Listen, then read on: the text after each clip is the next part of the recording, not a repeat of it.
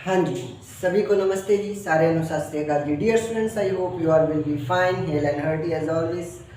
तो हमेशा की तरह इस बार भी हम लोग ट्रांसलेशन करने जा रहे हैं और कमाल की बात यह है कि आज पास्ट टेंस का ट्रांसलेशन शुरू करने जा रहे हैं। लास्ट टाइम जो ट्रांसलेशन की वीडियोस आप लोगों ने देखी थी वो सारी की सारी वीडियोस प्रेजेंट से रिलेटेड थी और जब उसकी शुरुआत हमने की थी तो सिंपल सेंटेंस से की थी, है ना। We started with simple sentence, है ना, क्योंकि सिंपल सेंटेंस पहले सिंपल चीज़ें सीखते हैं, इजी चीज़ें सीखते हैं, उसके बाद धीरे धीरे लेवल बढ़ाते हैं। इस बार भी हमने वही करना है।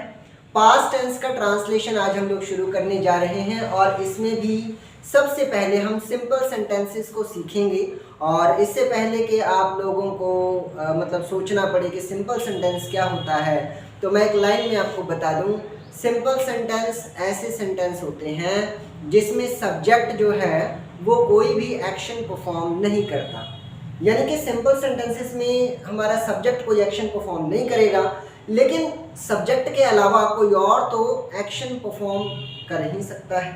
ठीक है, तो ये इस बात का आपने ध्यान रखना है कि सब्जेक्ट कोई एक्शन परफॉर्म नहीं करेगा लेकिन कोई और तो एक्शन परफॉर्म कर सकता है। वेल, चाहे आपने सिंपल सेंटेंस सीखना हो, चाहे टेंस वाला सेंटेंस सीखना हो, किसी भी तरह का ट्रांसलेशन बनाना हो, हिंदी से इंग्लिश में या पंजाबी से इंग्लिश में अगर आपने ट्रांसलेशन बनाना है तो जनरल फार्मूला जो मैंने आप लोगों को लिखवाया था वो बहुत ज़रूरी हो जाता है। हर बार उस जनरल फार्मूले का जिक्र मैं करता हूँ, and even this time I am going to tell you about that general formula, that what is this general formula. ये देखो, पॉजिटिव सेंटेंस, दो तरह से पॉजिटिव सेंटेंस बनते हैं हमारे, है ना। फिर एक नेगेटिव सेंटेंस जिसमें नो, नॉट, नेवर जैसी चीज़ें आ जाए, नकारात्मक वाक्य।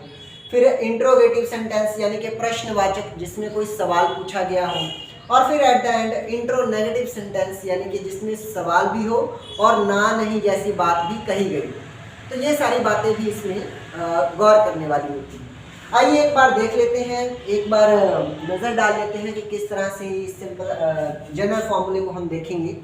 देख लो, अगर पॉजिटिव सेंटेंस है ऐसा जिसमें सब्जेक्ट आया होगा, सब्जेक्ट के बाद कोई एक वर्ब आई होगी और वर्ब के बाद ऑब्जेक्ट आया होगा, तो पहले सब्जेक्ट आता है, फिर वर्ब आता है और फिर ऑब्जेक्ट आता है।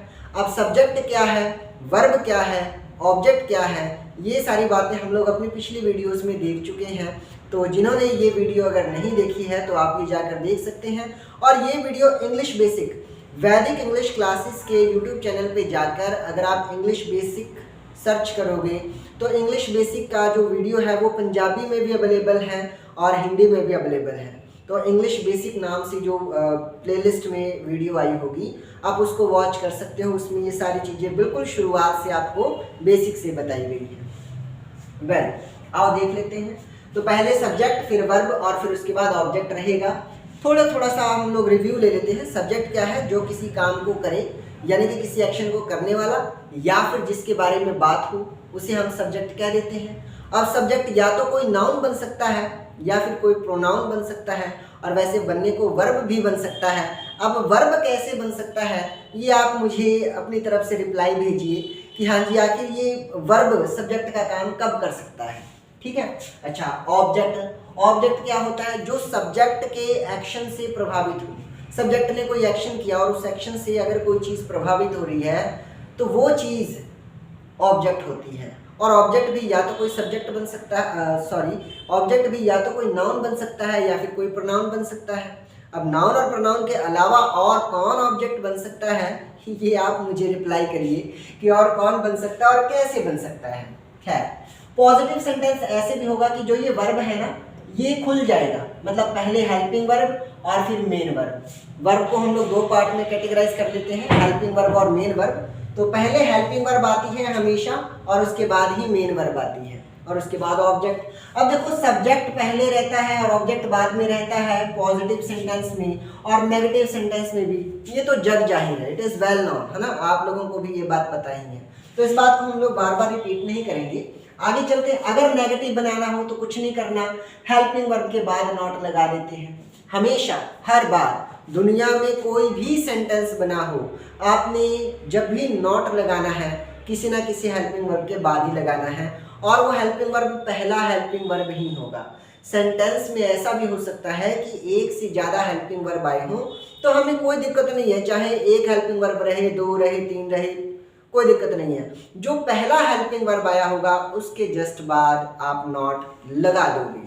ठीक है जी, बस यही काम करना है, हेल्पिंग वर्ब के बाद नॉट लगा दो और मेन वर्ब से पहले नॉट रहेगा। इससे हमें क्या पता चलता है कि नॉट लगाने के लिए कोई ना कोई हेल्पिंग वर्ब तो हमें चाहिए ही चाहिए, और हेल्पिंग वर्ब के बाद ही हम नॉट लगा सकते हैं, और नॉट के बाद ही मेन वर्ब आता है। अगर मेन वर्ब आना हुआ तो नॉट के बाद ही आएगा, और मेन वर्ब के बाद ऑब्जेक्ट आ जाता है। अगर आना हुआ तो ऑब्जेक्ट आ जाएगा एंड में। अब आगे देख लो, इंट्रोगेटिव सेंटेंस करना हो, देखो सबसे इजी है। इंट्रोगेटिव सेंटेंस दो तरह किससे बनते हैं। एक तो ऐसे सवाल होते हैं ना जिनका जवाब हमें यस या नो में मिलता है।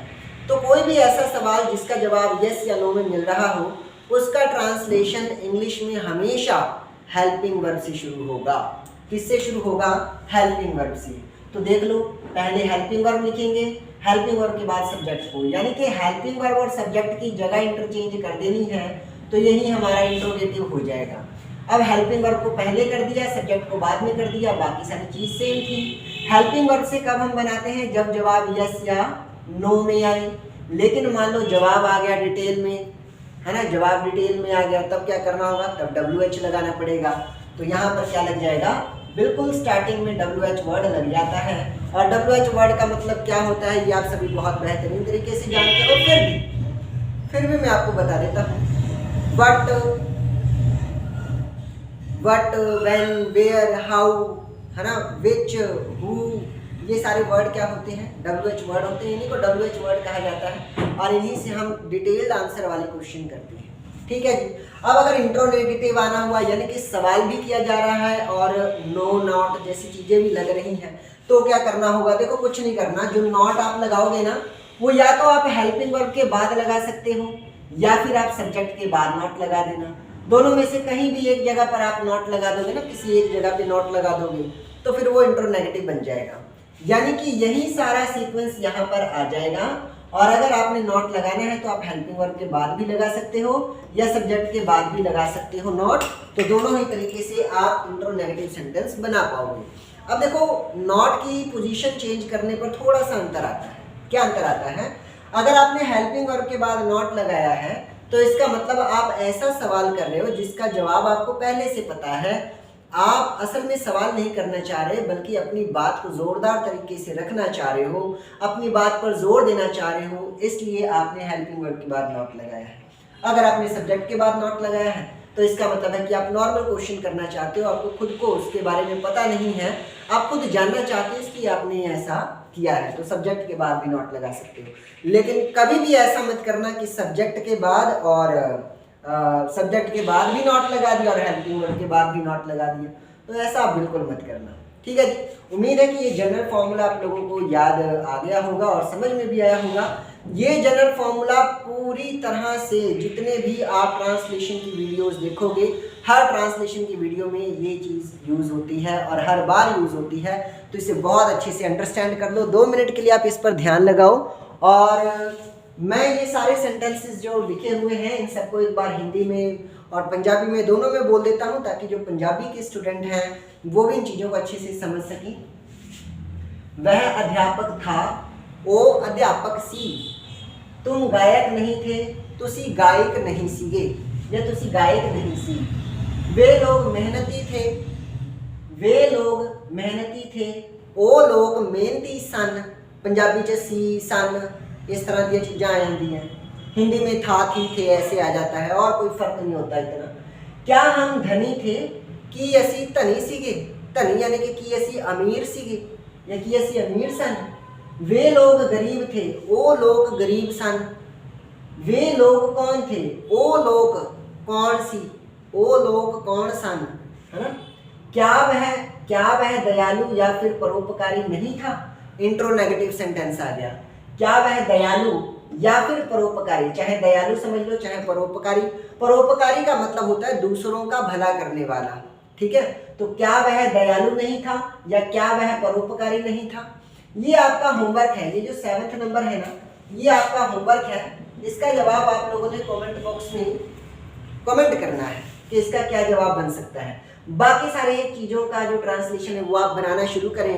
तब तक मैं आप लोगों को वीडियो पॉज कर देता हूँ और आप भी वीडियो पॉज करके ट्रांसलेशन बनाएं।